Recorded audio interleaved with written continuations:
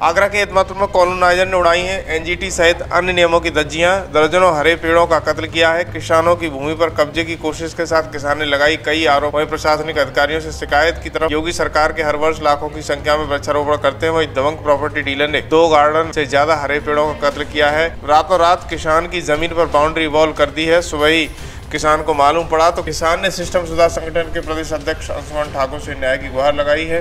वहीं अंशुमन ठाकुर ने जब मौके पर जानकर सारे विवाद की जड़ का मुआयना किया। ये किसान है अश्विनी कुमार जी। इनके पिताजी के नाम पर खेत है, महिपाल सिंह के नाम पर खेत दर्ज है।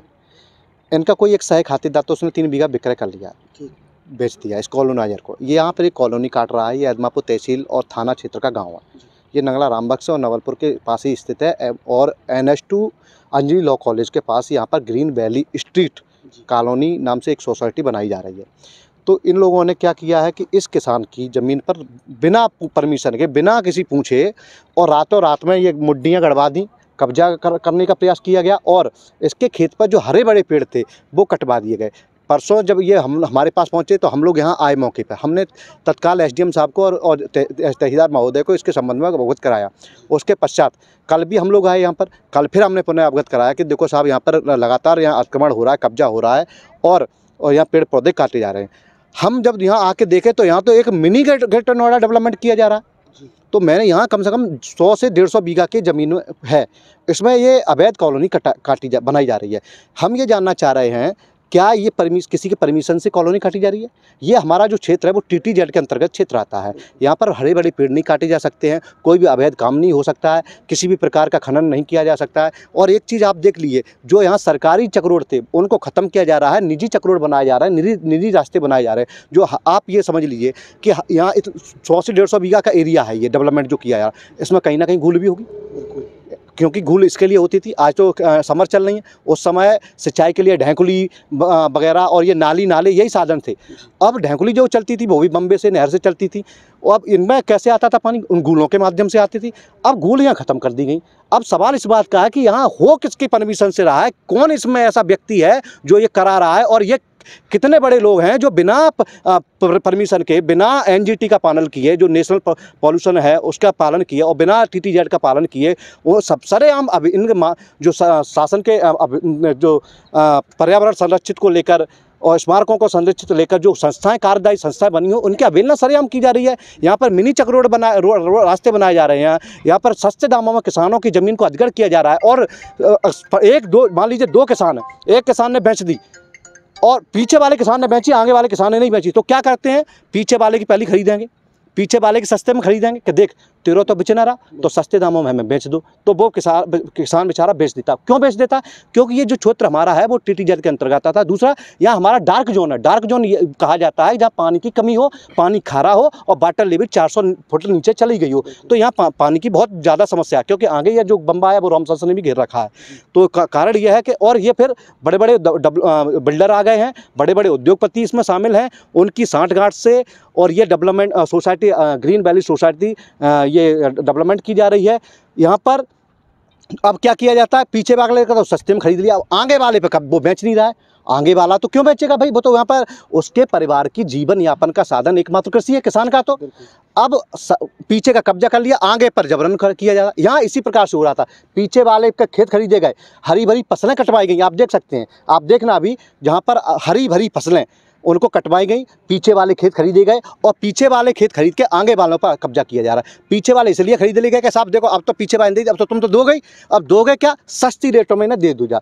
अब इसका हम विरोध कर रहे हैं। हम यह चाहते हैं, जब ये लोग हमारे पास आए तो हम यहाँ मौके पर देखा कि यहाँ तो एक मिनी नोएडा बना। हम लोग दिल्ली नोएडा पे अधिगढ़ को लेकर, और हमारा क्षेत्र एक रहन कला है, यहाँ पर यमुना एक्सप्रेसवे बना था, उसमें भी आप चलिए सैकड़ों बीघा यहाँ से लेकर रहन कला से लेकर आप वहाँ टप्पल ग्रेटर नोएडा तक चले जाइए, करोड़ों हजारों बीघा ज़मीन वहाँ पर पैसे ही डली हुई है बंजर। जिस ज़मीन में कभी अनाज पैदा हुआ करता था, जो अनाज हम लोग खाया करते वो पैदा हुआ करता था, आज वो बंजर हो चुकी। क्यों? सस्ते दामों में ज़मीन को एक्वायर किया जाता है, फिर वहाँ पर बड़ी बड़ी कंपनियां लगाई जाती हैं, बड़े बड़े बिल्डर आते हैं, वो अपने फ्लैट बनाते हैं और मोटा मुनाफा कमाते हैं। किसान को बेचारा, जो किसान ज़मींदार होता है, उससे मजदूर बनाने का काम किया जाता है। मान लीजिए इस किसान पर 2 बीघा खेत है, अगर ये सस्ते दामों में एक्वायर कर लेंगे, अधिग्रहण कर लेंगे, फिर ये तो मजदूर बन गया और पैसा आज मान लीजिए 10-20 लाख ही तो मिलेगा उसमें, फिर ये मजदूर तो बन गया। हमारा ये मिशन है कि जो क्षेत्र के किसानों की ज़मीन अधिग्रहण की जा रही है वो सस्ते दामों में नहीं की जाए, दबंगे के आधार पर अधिग्रहण नहीं की जाए। हम चाहते हैं कि जो या तो भूमि अधिग्रहण बिल 2013 है उसके अनुसार ज़मीनें अधिग्रहण की जाएं। क्यों? इस देश में कानून बना है वर्ष 2013 में, सदन में कानून बना था कि कोई भी केंद्र सरकार या कोई भी राज्य सरकार या कोई भी विकास प्राधिकरण किसान या कोई भी बिल्डर ज़मीनों का अधिग्रहण करेगी तो उसका सर्किट रेट का 4 गुना मुआवजा देगी। या फिर एक और है उसी में कि 1997 से लेकर अब तक, मतलब आज तक, अगर कोई भी अधिग्रहण या कोई भी व्यक्ति जो डेवलपमेंट करता है, वहाँ सोसाइटी बनाता है या उद्योग लगाता है, तो वो व्यक्ति सुप्रीम कोर्ट के रूलिंग के अनुसार 97.7 बढ़ा हुआ अतिरिक्त मुआवजा देगा, सर्किट रेट के बढ़ा हुआ अतिरिक्त, और 10% आवासीय भूमि आवंटित की जाएगी, जिससे कि वहाँ पर शिक्षा, स्वास्थ्य, न्याय की व्यवस्था और खेल कूद के लिए जो गरीब किसान हैं उनके लिए वहाँ व्यवस्था हो सके। ये प्रावधान है कानून, हम तो उनका पालन कराने के लिए, हम ये भी पालन कराना चाह रहे हैं कि हमारा क्षेत्र जब TTZ के अंतर्गत आता है तो ये कैसे यहाँ पर अवैध कॉलोनियाँ बनाई जा रही हैं। हम ये भी चाहते हैं कि जब ये NGT के अंतर्गत आ रहा है तो हरे बड़े पेड़ कैसे काटे जा रहे हैं। एक तरफ सरकार लाखों लाख करोड़ों वृक्ष लगाती है, अभियान चलाती है,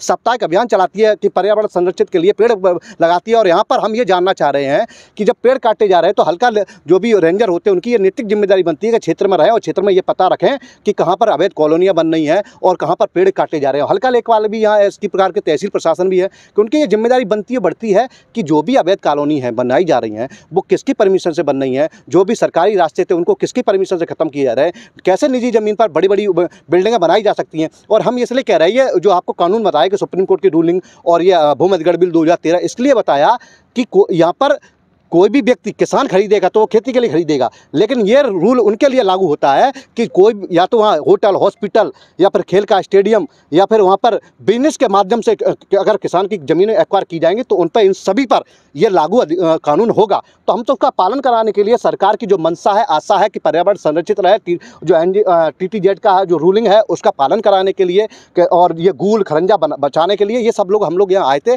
और किसान को जो ज़मीन पर कब्जा हो रहा था उसको बचाने के लिए, किसान को बचाने के लिए। फलदार भी वृक्ष, उसमें आपको बता दें कि यहाँ पर एक पेड़ नहीं काटा गया, इनके खेत पर 10 से 15 काटे गए। आज आप देख लीजिए, यहाँ पर बेरिया का पेड़ काटा गया है, ये फलदार वृक्ष है।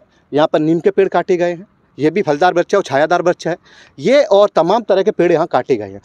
कल भी हम लोग आए थे, जब एक बार किसी चीज़ पर विरोध हो रहा है, किसान ये कह रहा है कि साहब हम आपको ज़मीन नहीं दे रहे, तो उसकी ज़मीन पर कैसे अतिक्रमण किया जा रहा है, बाउंड्री वॉल लगाई जा रही, कैसे उसके खेत पर जो पेड़ काटे जा रहे हैं, तो ये तो सरेआम गुंडागर्दी हो गई, तानाशाही हो गई, किसान का शोषण हो गया। और यहाँ पर ये तो 10-15 इसका ये कॉलोनी जो डेवलपमेंट हो रही है, यहाँ पर पेड़ आप जब गुजरते थे तो यहाँ पर आपको एक कश्मीर का महसूस होता था, ठंड का वो महसूस होती थी।